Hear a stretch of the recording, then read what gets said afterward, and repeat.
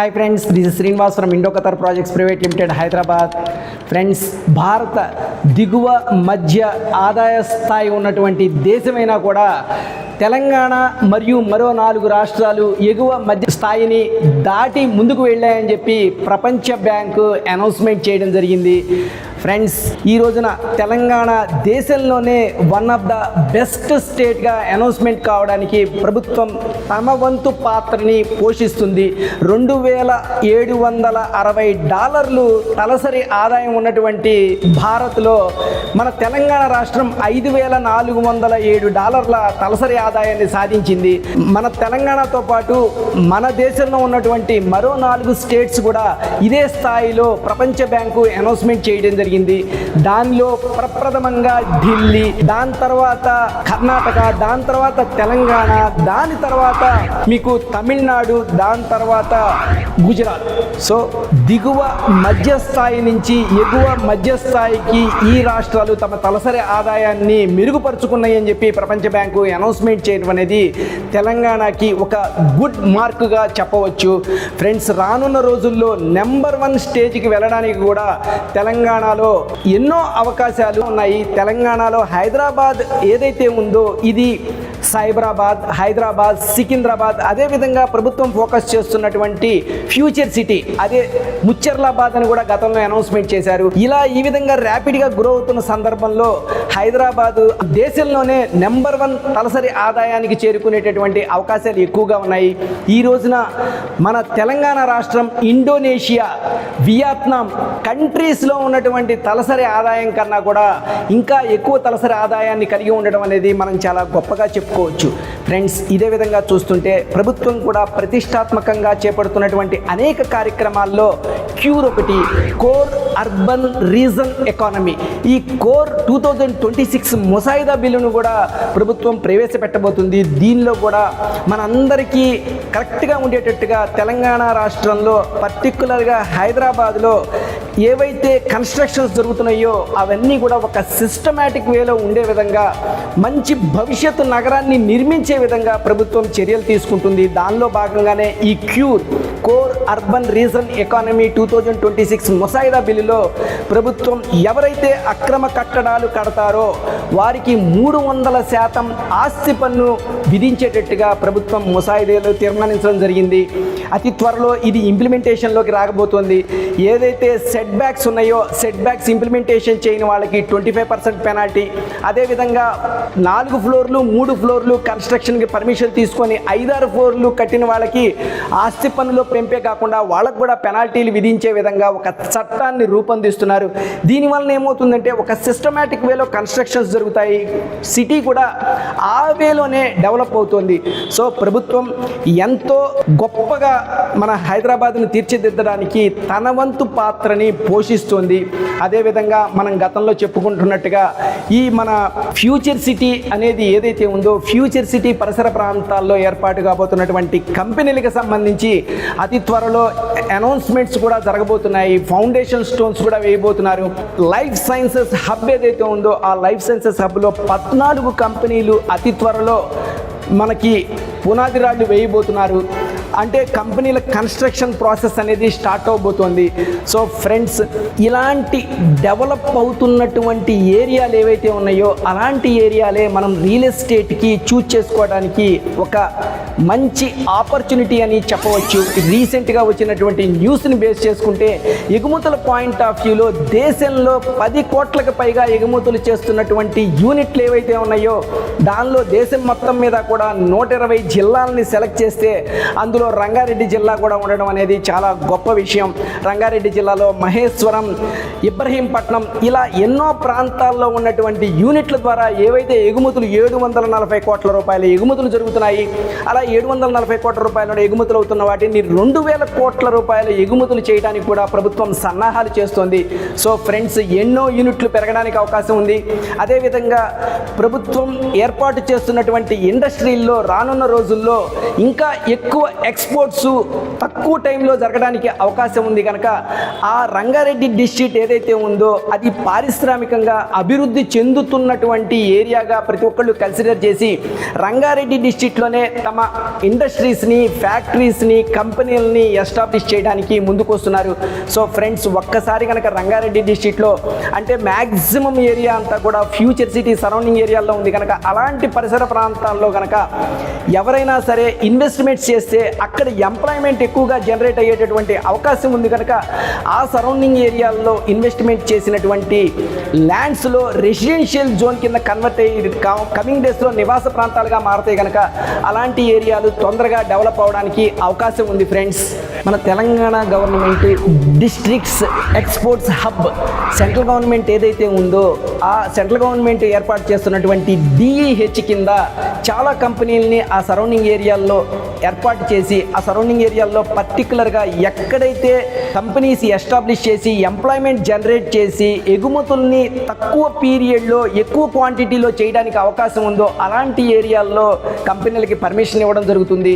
అలా మనకి అత్యంత కన్వీనియంట్గా ఉన్న జిల్లా ఏదన్నా ఉంది అంటే రాష్ట్రంలో అది రంగారెడ్డి డిస్ట్రిక్టే.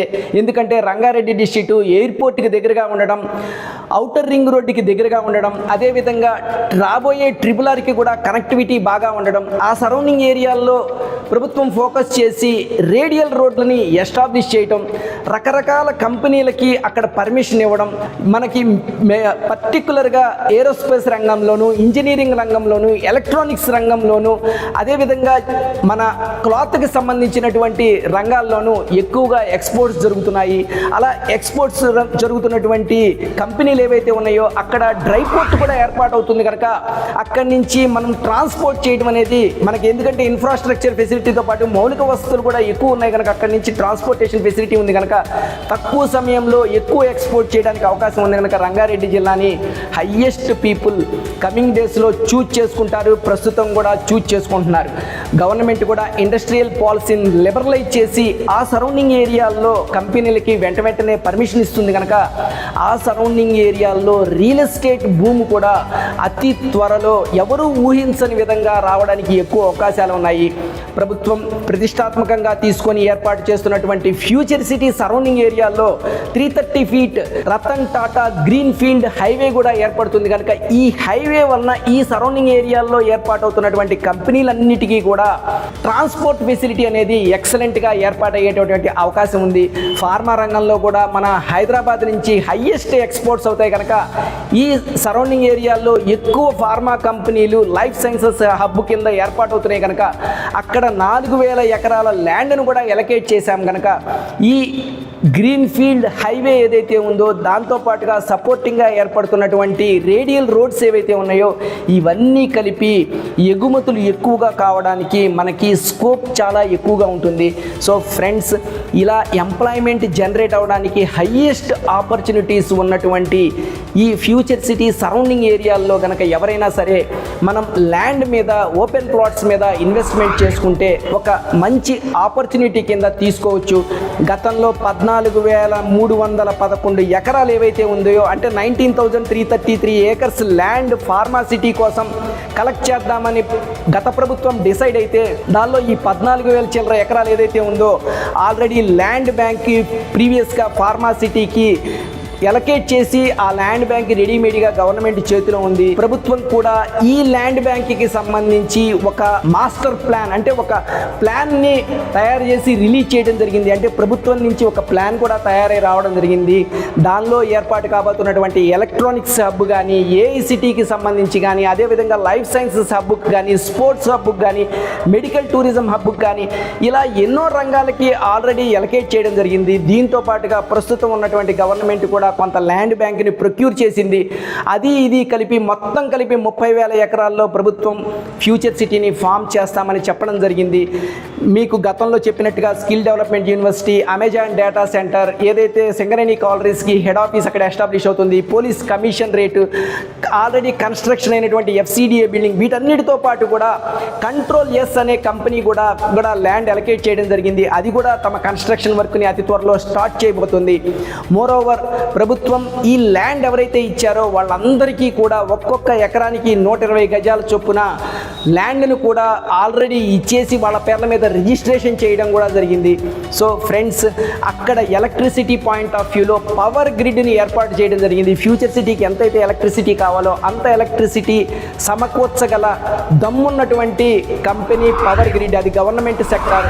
సో ఫ్రెండ్స్, ఈ విధంగా మౌలిక వసతులన్నిటినీ కూడా ఆ సరౌండింగ్ ఏరియాల్లో ఏర్పాటు చేయడం వలన అక్కడ ఫ్యూచర్ సిటీకి మరింత శోభ వస్తుంది. అదేవిధంగా మన వాటర్ పాయింట్ ఆఫ్ వ్యూలో ఫ్యూచర్ సిటీకి సఫిషియెంట్, ఈ కంపెనీలన్నీ వచ్చి రెసిడెన్షియల్ జోన్ అంతా తయారైతే అక్కడ మనం మౌలిక వసతుల కింద వాటర్ను కూడా, డ్రింకింగ్ వాటరు, యూసేజ్ వాటరు, వీటన్నిటిని కూడా ప్రొవైడ్ చేయవలసి ఉంటుంది. ఆ వాటర్కి కూడా తగ్గ ఫెసిలిటీస్ని అరేంజ్ చేయడానికి గవర్నమెంట్ సమాయత్తం అవుతోంది.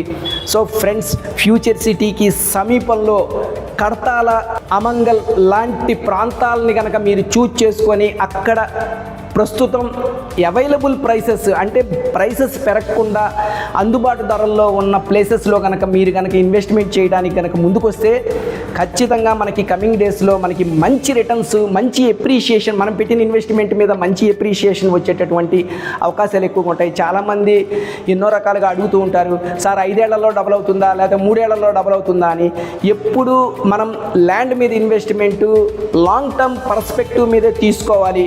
ఈ ఫ్యూచర్ సిటీ దగ్గరగా కొత్త ప్రభుత్వం ఏర్పాటైన దగ్గర నుంచి 2.5 సంవత్సరాలు 3 సంవత్సరాల నుంచి కూడా కంటిన్యూగా గవర్నమెంట్ ఫోకస్ చేసి అక్కడ రోడ్ల విస్తరణ కానీ, ఎఫ్సిడిఏ బిల్డింగ్ అని రకరకాలైనటువంటి అనౌన్స్మెంట్లు చేస్తూ కంపెనీకి ల్యాండ్ అలొకేట్ చేయడం కానీ ఇవన్నీ చేస్తుంది కనుక మనకి తక్కువ స్పాన్ ఆఫ్ టైంలోనే మంచి రిటర్న్స్ వచ్చేటటువంటి అవకాశం ఉన్న ఒకే ఒక ఏరియా హైదరాబాద్ సరౌండింగ్ ఏరియాల్లో, హైదరాబాద్ సబర్బన్స్లో అర్బన్ డెవలప్మెంట్ కింద మారబోతున్నటువంటి ఒకే ఒక area future city. Future city surrounding ఏరియాల్లో ఇన్వెస్ట్మెంట్ చేసుకునే వాళ్ళకి డెఫినెట్గా గుడ్ రిటర్న్స్ కమింగ్ డేస్లో వచ్చేటటువంటి అవకాశం ఉంది. ఎవరైనా సరే ఫ్యూచర్ సిటీ సరౌండింగ్ ఏరియాల్లో ఇన్వెస్ట్మెంట్ చేద్దామనే ఉద్దేశం ఉన్న వాళ్ళు ఉంటే, ఇంకా ఎక్కువ సమాచారాన్ని తెలుసుకోవాలనుంటే, అక్కడ ఇన్వెస్ట్మెంట్ చేస్తే ఎలా రిటర్న్స్ వస్తాయి అనే విషయాలను కూడా తెలుసుకోవాలి. ఇప్పుడు పెడితే ఎన్నాళ్ళకి డబుల్ అవుతుంది, ట్రిపుల్ అవుతుంది, 10 టైమ్స్ అవుతుంది అనే విషయాలు కూడా తెలుసుకోవాలనుకుంటే మీరు స్క్రీన్ మీద కనిపిస్తున్నటువంటి నెంబర్ని కన్సల్ట్ చేయవచ్చు. కర్తాల్ సమీపంలో ఇండో ఖతార్ వారి మగధా ప్రాజెక్టు ఎక్సలెంట్ ప్రాజెక్టు 31 ఏకర్స్లో ఎస్టాబ్లిష్ అయ్యి ఉంది. టోటల్ సైజ్ ఆఫ్ ప్రాజెక్ట్ వచ్చేసరికి 100 ఏకర్స్ ప్రాజెక్టు. ఫేజ్ 1 కింద 31 ఏకర్స్లో డిటిసిపి మరియు రరా అనుమతులతో కంప్లీట్ షేప్లో, ఫైనల్ షేప్లో ఫినిష్ అయ్యే స్టేజ్లో ఉంది. అంటే రోడ్లు కానీ, డ్రైనేజీ కానీ, రిమైనింగ్ యాక్టివిటీస్ ఏవైతే ఉన్నాయో, curbing stone, compound wall, water facility, ప్రతి ప్లాట్కి water facility, plotting stone, water tank, ఇలాంటి ఏవైతే మౌలిక వసతులు ఉన్నాయో అవన్నిటినీ కూడా ఆ ప్రాజెక్ట్లో ఆల్రెడీ సమకూర్చి ఉన్నారు.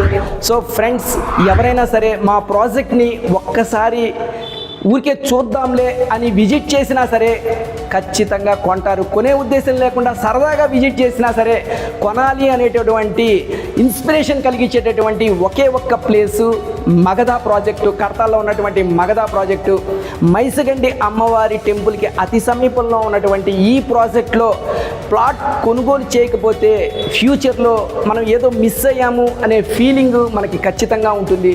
సో ఫ్రెండ్స్, ఫ్యూచర్ సిటీకి, ఎయిర్పోర్ట్కి, డ్రై పోర్ట్కి జరుగుతున్నటువంటి డెవలప్మెంట్స్ అన్నిటికీ కూడా అత్యంత సమీపంలో, హైవేకి దగ్గరలో ఉన్నటువంటి ఇలాంటి ప్రాజెక్ట్లో ఇన్వెస్ట్మెంట్ మిస్ చేసుకోవద్దు.